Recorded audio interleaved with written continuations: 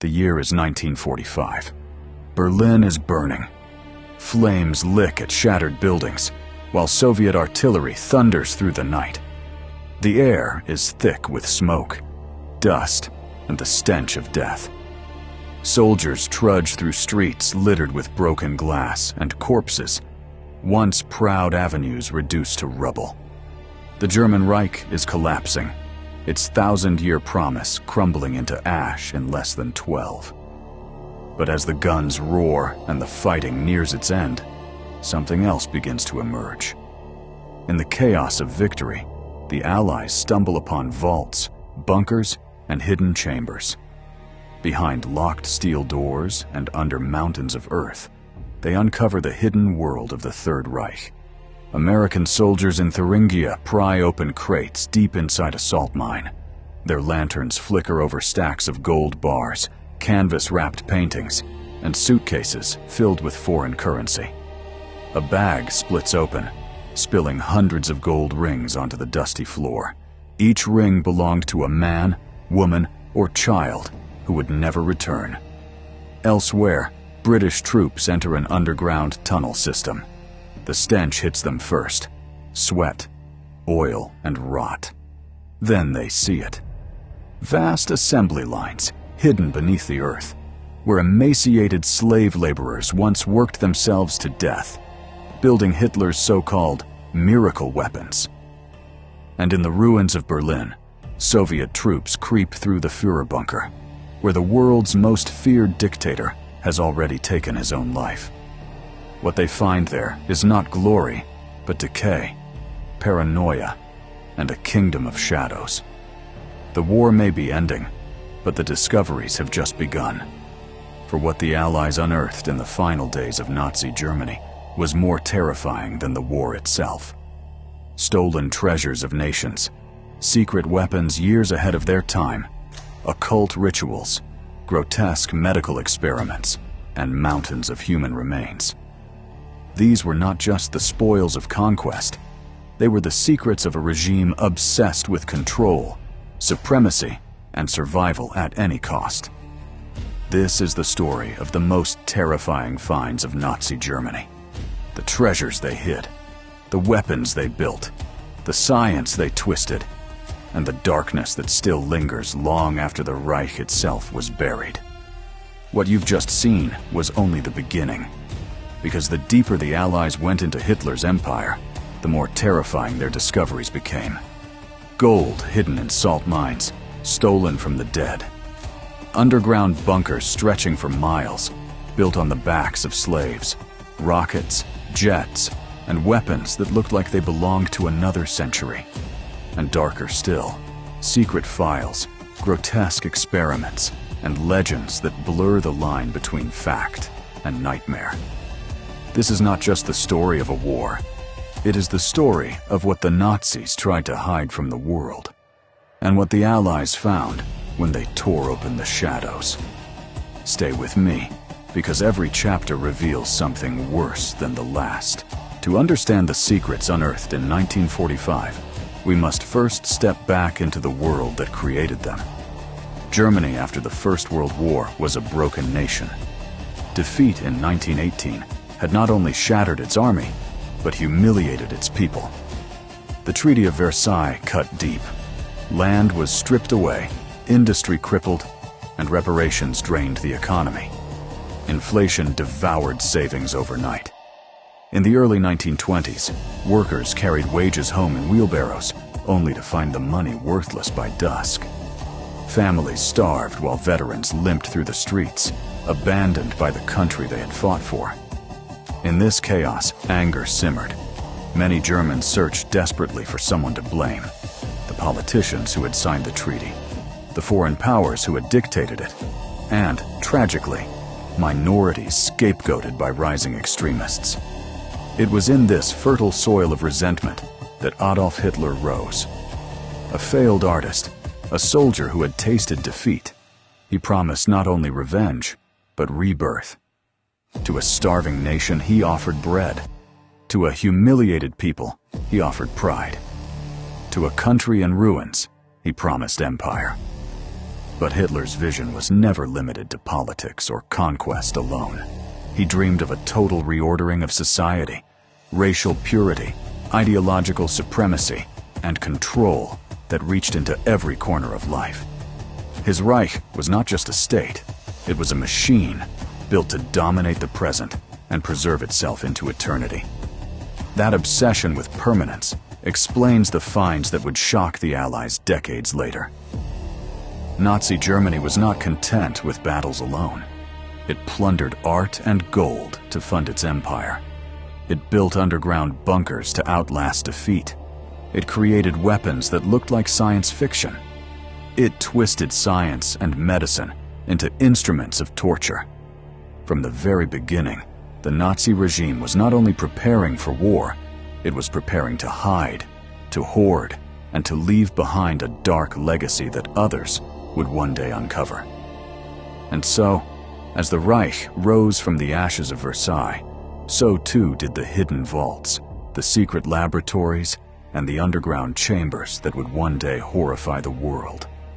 The Allies would not discover these until 1945. But the seeds were planted long before. War is fought not only with bullets and tanks, but with money, art, and treasure. And no regime in history understood this better than Nazi Germany. From the moment Hitler's armies began their march across Europe, plunder was woven into their conquest. Banks were emptied, museums stripped, synagogues desecrated, family homes ransacked. Everything of value, gold, currency, jewelry, paintings, books, was taken, catalogued, and sent back to the Reich. But this was no ordinary looting. It was organized, industrial, and ideological. The Nazis created entire offices dedicated to plunder. The Einsatzstab Reichsleiter Rosenberg, charged with seizing cultural treasures from occupied territories, and the SS, which systematically stripped Jews of every possession before deporting them to camps.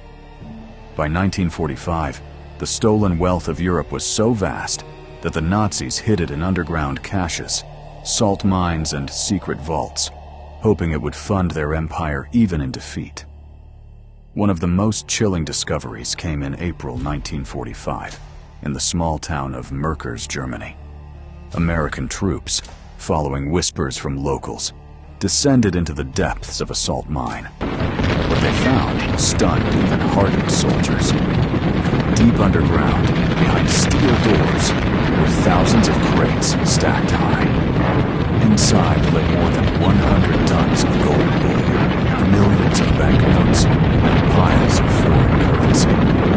There were bags upon bags of jewelry, gold chains, pocket watches, rings.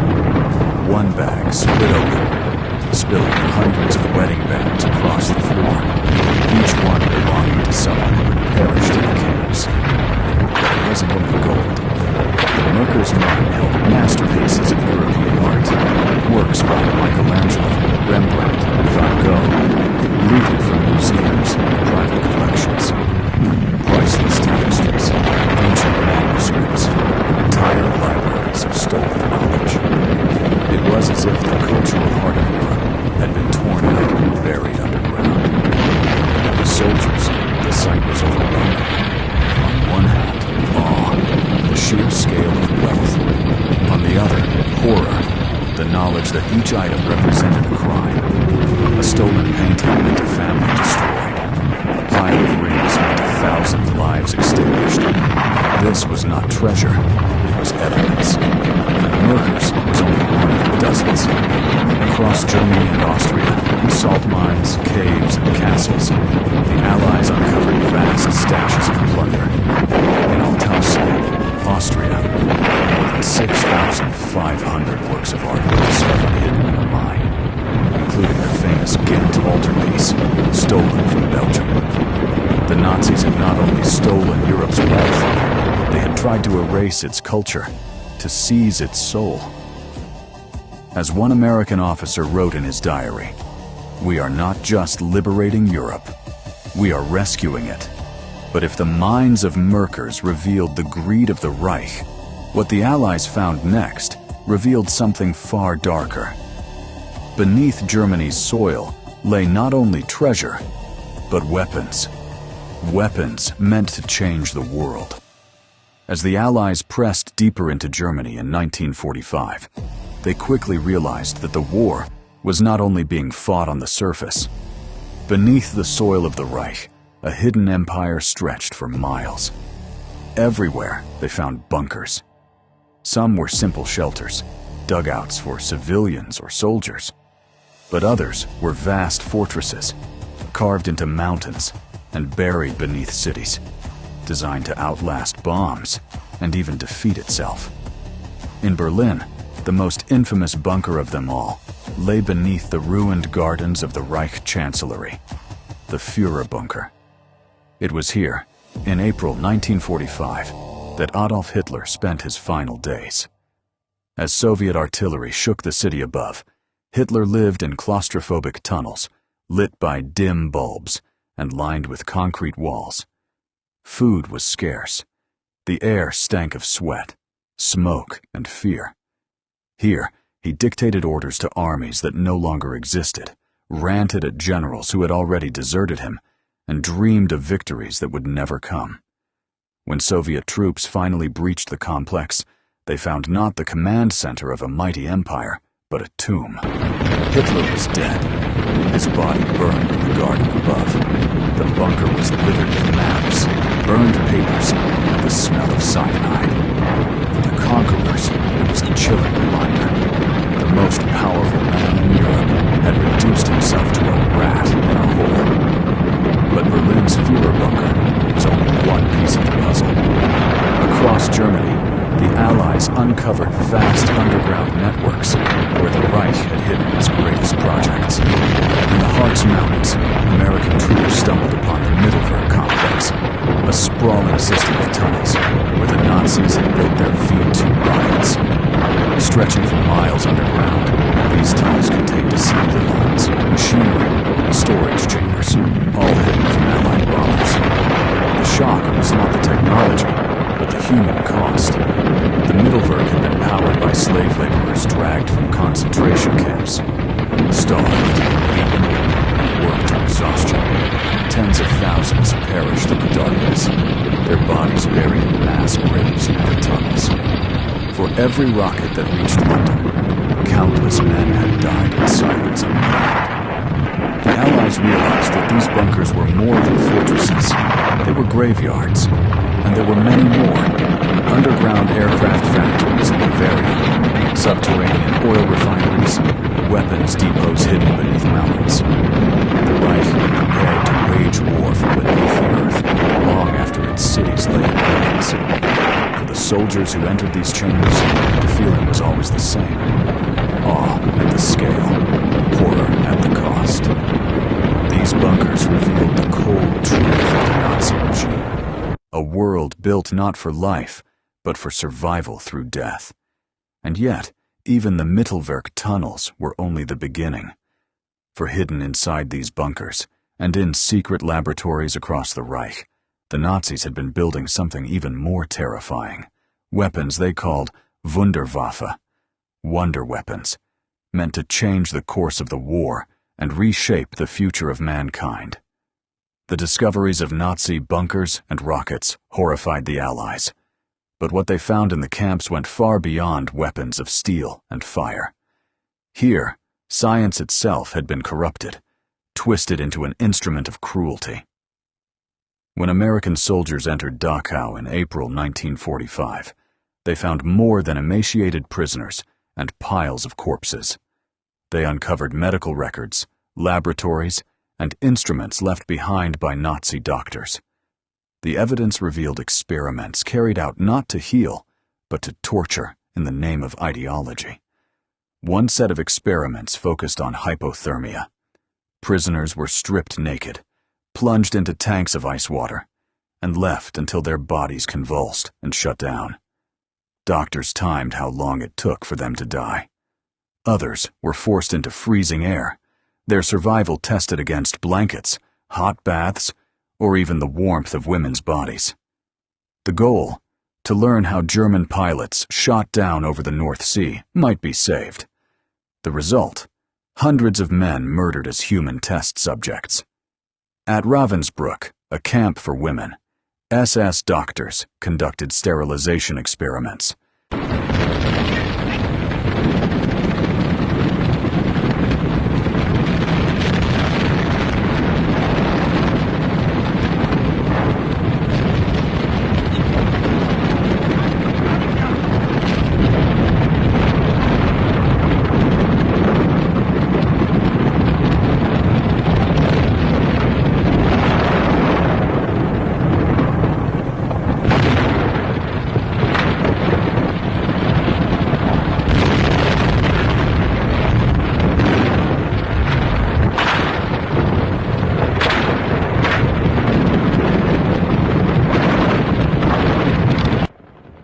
And then there was Auschwitz, where the name Joseph Mengele would become synonymous with horror. Known as the Angel of Death, Mengele used the camp as his personal laboratory. He selected twins from arriving transports, subjecting them to grotesque experiments. Injections of unknown substances. Operations without painkillers. One twin killed so the other could be dissected for comparison. Children were his preferred subjects.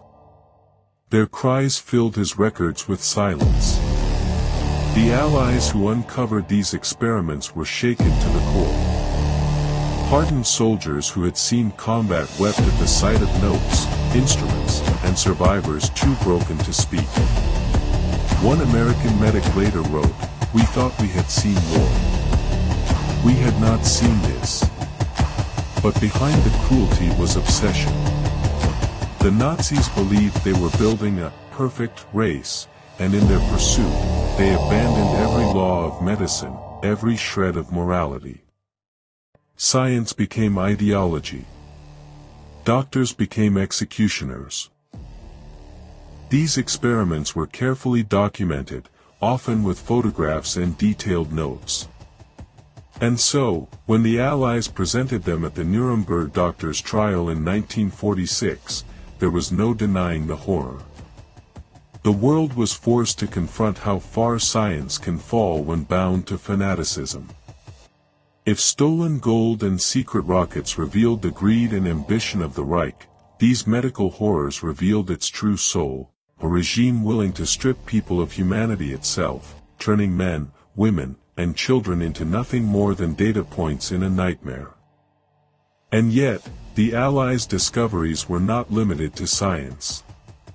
For hidden within the archives and fortresses of the SS, they also found something stranger, the evidence of a regime obsessed not only with technology, but with ideology, myth, and even the occult. Gold and art were not the only things the Allies uncovered in 1945. As the Reich collapsed, stories began to circulate. Of trains filled with treasure, of hidden chambers sealed deep inside mountains, of priceless works of art that had simply vanished. Some of these stories proved true. Others remain legends. But together, they gave the war's end an atmosphere of haunting mystery. One of the most famous tales is that of the so-called Nazi gold train. As the Red Army advanced through Poland, locals whispered about a train loaded with gold, jewels, and stolen valuables that had left Breslau in early 1945. The train was said to have vanished into tunnels near Wałbrzych in Lower Silesia. Some claimed the Nazis had buried it in sealed caverns, others that it was destroyed to keep its cargo from Soviet hands. For decades, treasure hunters and historians have searched for the gold train.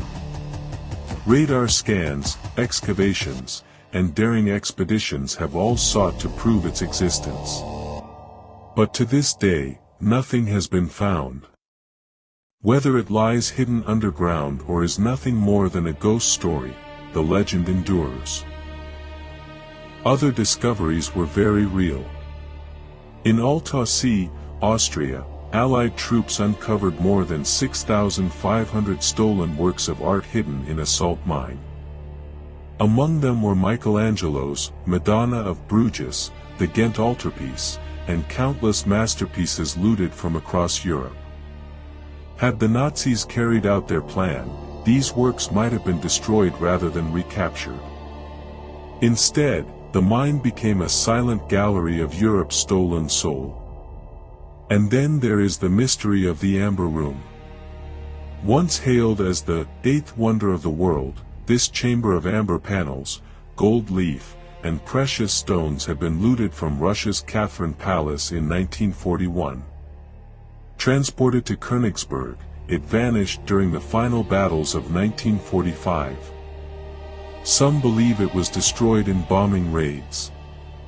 Others claim it was hidden in a mine, a lake, or even spirited away on a lost ship.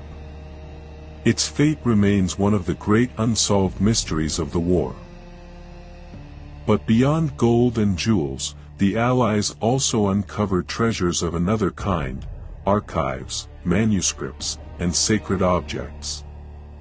Torah scrolls hidden in Nazi vaults. Ancient relics looted from occupied countries. Each item told a story not just of theft, but of lives erased. For the soldiers who stumbled upon these caches, the feeling was strange and unsettling. Here, in the heart of the Reich, beauty lay imprisoned beside horror. Priceless art surrounded by crates of human hair, shoes, and rings. The line between treasure and atrocity blurred. And always, there were whispers of what had not yet been found: trains that never surfaced, chambers that were sealed forever, treasures still buried beneath lakes or mountains. These ghosts of the Reich remind us that the war's end was not the end of its secrets. But while stolen art and ghost trains captured the imagination, another discovery would prove even more disturbing: the vast archives of Nazi files. The documents and records that revealed the inner workings of the Reich, and the secrets they had tried desperately to burn before defeat. Gold could be hidden. Art could be stolen. But the true soul of a regime lies in its records. And when the Allies marched into Nazi Germany in 1945, they uncovered a paper empire, millions of documents, files, and coded messages that revealed the machinery of Hitler's rule. Everywhere the Allies advanced, they found fires still smoldering. SS officers had tried desperately to burn documents as cities fell. But it was too late. In charred vaults, in abandoned offices, in castles and bunkers, the Allies gathered an ocean of paper that spoke louder than any witness. Some of these files were horrifyingly mundane: lists of prisoners transported to camps, trains scheduled with machine-like precision to deliver death. Others were grotesque. Medical notes describing experiments in excruciating detail, as if human suffering could be reduced to laboratory data.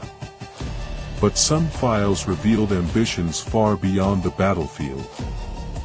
Nazi intelligence archives contained records of espionage networks across Europe, secret deals with collaborators, and plans for sabotage and subversion.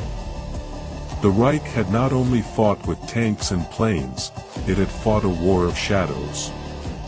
One discovery shook the Allies deeply.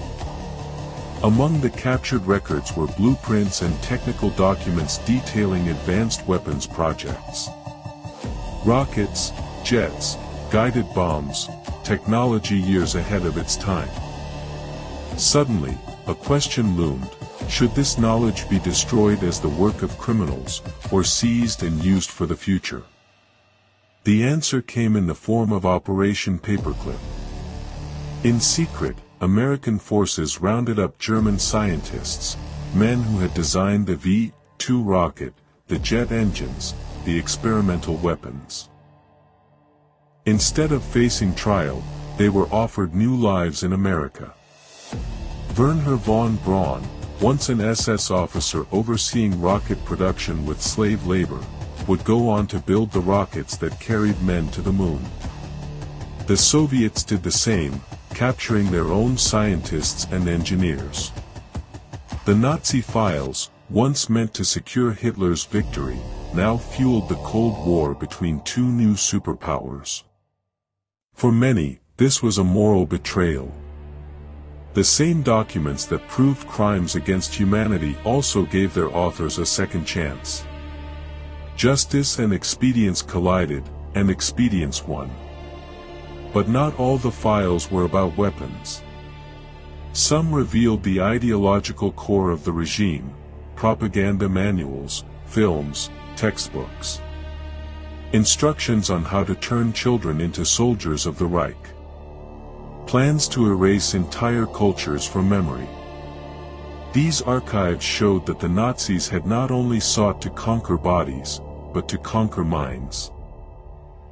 In the end, the Allies discovered that the Reich had hidden its greatest secrets not only in mines and tunnels, but in words, diagrams, and files. Documents that, once revealed, stripped away every illusion and exposed the cold logic of genocide, conquest, and obsession. Yet even as the Allies pored over these papers, rumors swirled of stranger finds, experiments and designs so unusual they seemed more like legend than science. Stories of miracle weapons, and even machines that defied explanation. Were these inventions real, or myths born in the fog of defeat? The next discoveries would blur the line between fact and legend, and reveal why the Nazi legacy still haunts us with mystery. Not every Nazi secret uncovered in 1945 could be explained by simple documents or weapons factories. Alongside the gold and files, the Allies also stumbled upon stories, whispers of technology, rituals, and experiments that seemed to belong more to legend than to history. The most famous of these is the tale of Die Glock, the bell. According to accounts that surfaced after the war, Nazi scientists had been working on a strange, bell-shaped device hidden deep in a facility in Lower Silesia. Witnesses claimed it was made of heavy metal, stood 12 feet tall, and emitted a terrifying hum when activated. Some said it glowed with violet light, others that it caused plants, animals, even humans to wither and die when brought too close. What was Die Glock? Some believe it was an experimental nuclear device. Others suggest it was an attempt at anti-gravity propulsion, a machine meant to defy the laws of physics. Skeptics argue it was myth-making, a story born of fear and defeat. But the fact remains, many of the documents tied to this project vanished, leaving behind only fragments and speculation. Then there were the aircraft, experimental designs that looked like something from the future. Allied engineers discovered blueprints and prototypes for flying wing bombers and disc-shaped craft. The most advanced was the Horton Ho 229, a jet-powered flying wing with a silhouette uncannily similar to the stealth bombers that would dominate skies decades later. For soldiers who first laid eyes on these designs, it was unnerving. How close had Germany come to building weapons that looked like science fiction? The Nazis were also obsessed with the occult and ancient myths. Heinrich Himmler, head of the SS, had transformed Wilsberg Castle into a bizarre shrine filled with runes, symbols, and chambers meant to serve as the spiritual center of the new Reich. Nazi expeditions searched for relics from Tibet to the Middle East, convinced that ancient artifacts might grant legitimacy or even mystical power. When the Allies uncovered these sites and symbols, they were left bewildered. Was this madness? Symbolism? Or a genuine belief that ideology could be fused with magic and myth? Even today, these mysteries cast long shadows. Were Nazi scientists truly close to breakthroughs in nuclear power, jet propulsion, or even stranger technologies? Or have the legends grown larger than the truth, fueled by the fog of war and the fascination of what might have been? What is certain is this: whether real or exaggerated, these myths reflect something fundamental about the Reich. A regime so obsessed with power that it blurred the line between science and superstition, between technology and terror, between fact and legend. But beyond myths and mysteries, the Allies also found something far more tangible, something that needed no exaggeration. In the camps, in the tunnels, in the graves surrounding the factories, they uncovered the true cost of Hitler's empire, the millions of human lives that had been sacrificed for his vision. For all the gold uncovered in salt mines, for all the rockets hidden in tunnels, the most terrifying finds of Nazi Germany were not treasures or machines. They were human remains. Everywhere the Allies advanced, they encountered the same scenes. Barbed wire fences. Barracks filled with starving prisoners. The stench of decay drifting across the countryside. Camps that were not prisons, but factories of death. At Buchenwald, American soldiers found piles of bodies stacked like firewood, many burned in makeshift crematorium. Prisoners too weak to stand clung to their liberators, their bodies skeletal, their eyes hollow. One soldier later wrote, "I thought I had seen war. I had not. Not until I saw Buchenwald." At Bergen-Belsen, British troops entered a Nuremberg. Thousands of corpses lay in open pits, unburied, swarming with flies. Survivors staggered like ghosts, unable to comprehend that freedom had come. Typhus raged through the camp. Soldiers had to burn down barracks to stop the disease from spreading.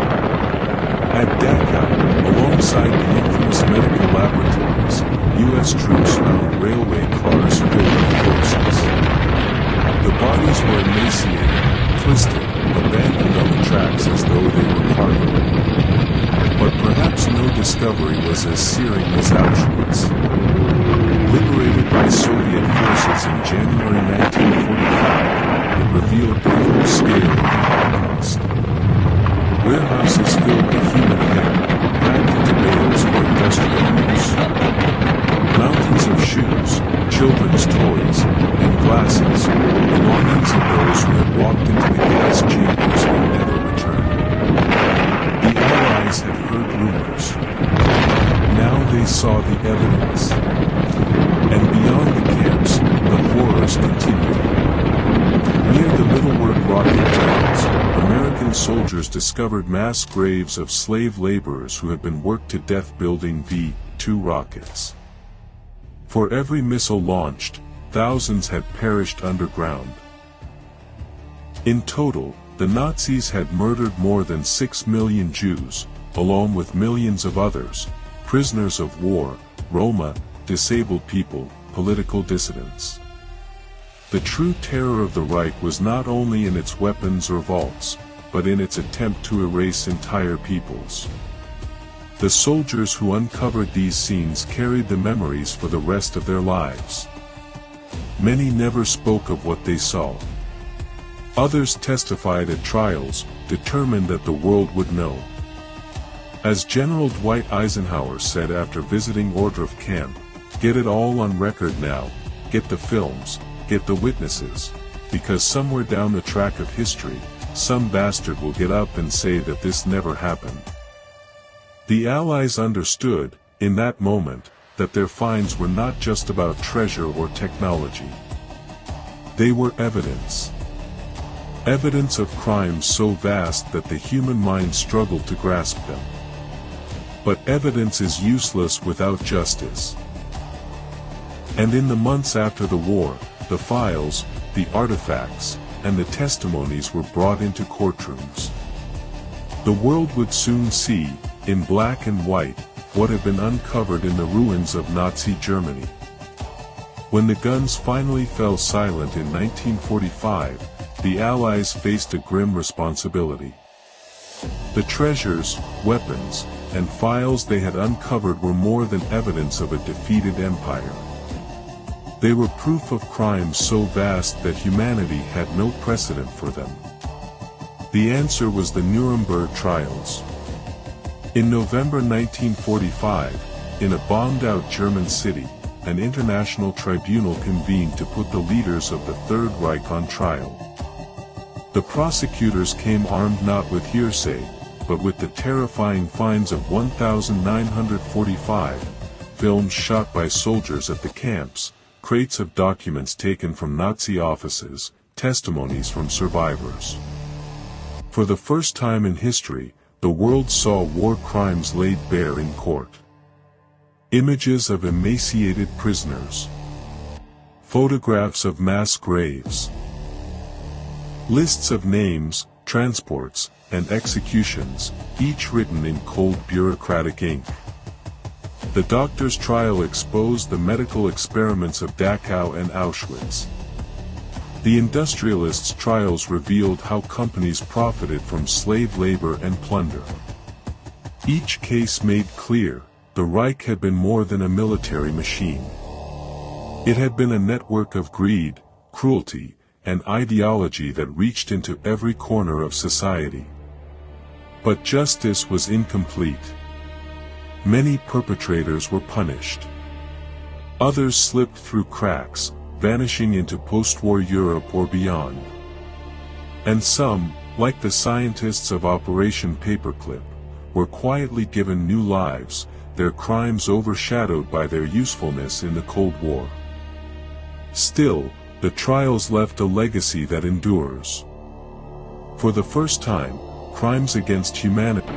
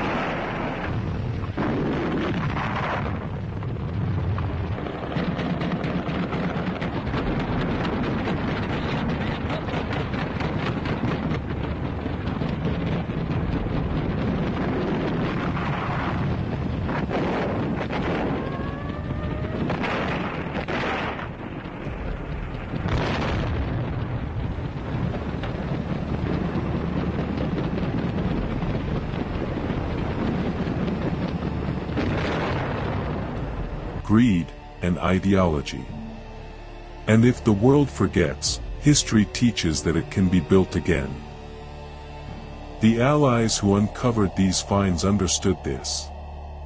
One British officer wrote, "The war may be over, but the shadows we have seen will not leave us. They will haunt mankind forever." The war ended in 1945. The Reich was defeated.